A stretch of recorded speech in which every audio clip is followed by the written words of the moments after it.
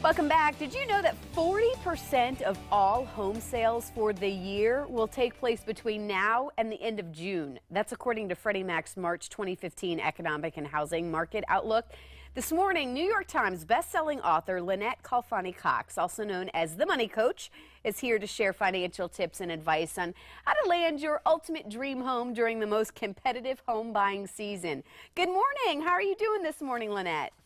I'm doing great. Thanks for having me. This is one of my favorite topics to talk about, home ownership, and some of the tips that will, I hope, help a lot of your viewers. Well, and let's talk about home ownership. And certainly, I'm sure you know, Florida has always been kind of one of the hottest states to own a home, right? So how are we looking these days? How's Florida looking? Well, we're seeing a lot of interest in the real estate market and in home buying in particular. Certainly in Florida, nationwide as well. A recent Chase home buyer survey found that 3 out of 10 Americans say that they plan to buy a house in the next 18 months.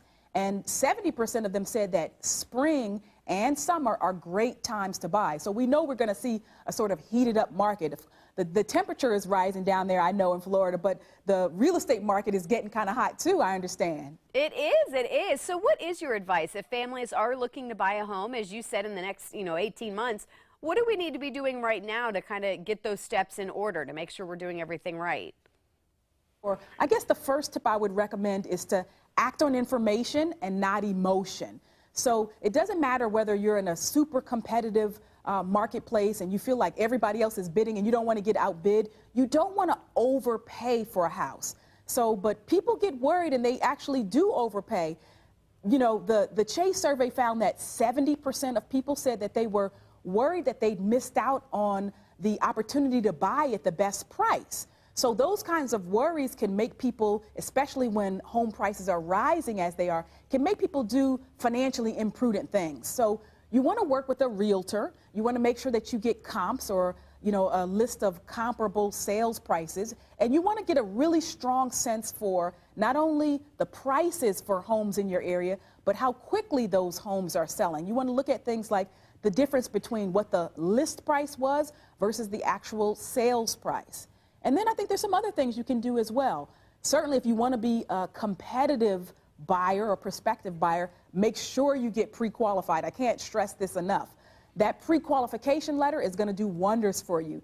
When you go to a lender to try to get pre-qualified, you've got to have your sort of financial documents in order. You'll need your W-2 form, your tax records, your paycheck stubs, bank statements. That's the kind of stuff that'll help you to sail through the mortgage process. But it's also the thing that's going to make you look like a really strong buyer in the eyes of a seller. And that's key because you want to leg up on the competition, and having that pre-qualification letter helps you to do just that. Okay, well, as we close here, how do you know you are actually ready to buy a home? Or should you maybe be looking at what the rental rates are in your area and maybe what's worth your time and investment, to buy? I mean, how much do you need to really know about the rental market versus going towards, a mortgage payment?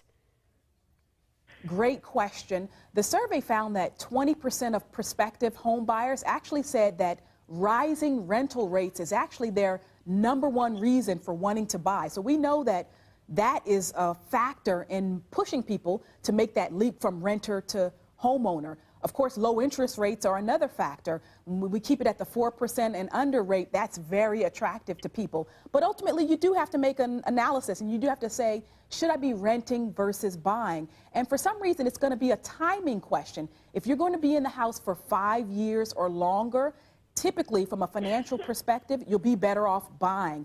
If you're only planning to be there for, say, 2 to 3 years or so, renting might actually be the better option. I'd encourage your viewers to, get online, do some homework, check out chase.com/mynewhome. It'll give you some tools to help you to make that decision, to know whether or not it's better to rent or to buy, and to how to get pre-qualified and how to navigate the home buying process. Awesome, Lynnette. I see why they call you the Money Coach. Thank you so much. Thank you. Appreciate you having me. We, of course, will put all that info on our website as well, fox4morningblend.com. And, of course, that's where you can go to get info on all of our guests this morning that were on the show. Yeah, if you are looking to buy too, because obviously this is the best place in the country I to know, live. right? We call it paradise for a Yes, reason. absolutely. Jeff Poppett comes on every week with our real estate Best Buys. He's always got some good deals if you're looking to buy or sell. So it truly is. You can't get any better than here. Maybe we'll do some house hunting this weekend. What are your plans for this weekend? I think I'm going to go house hunting. All right. I kind of miss that. It's like it's so much fun when you're looking for a new house.